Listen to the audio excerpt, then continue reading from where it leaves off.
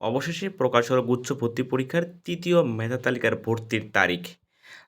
প্রথম বর্ষের ক্লাস আগামী ২১ সেপ্টেম্বর থেকে শুরু হতে যাচ্ছে। ৩য় পর্যায়ের মেধা তালিকার বিষয়প্রাপ্ত শিক্ষার্থীদেরকে আগামী ১৯ ও ২০শে আগস্ট জিএসটি ওয়েবসাইটের মাধ্যমে প্রাথমিক ভর্তি নিশ্চায়ন করতে হবে।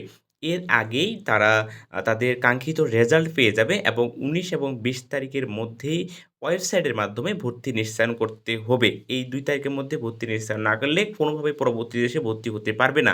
আরেকটি কথা, কাগজপত্র ও বাকি ফিস এটা পরবর্তী নির্দেশনা অনুযায়ী আপনি যে বিশ্ববিদ্যালয়ে ভর্তি হচ্ছেন সেই বিশ্ববিদ্যালয় একটা নোটিশ দিবে এবং সেই নোটিশ অনুযায়ী কাগজপত্র এবং বাকি ফিস জমা দান করবেন।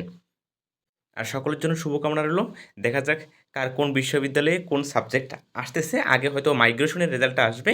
এরপরে ৩য় পর্যায়ের বিষয়প্রাপ্ত শিক্ষার্থীদের নামের রেজাল্টটা আসবে।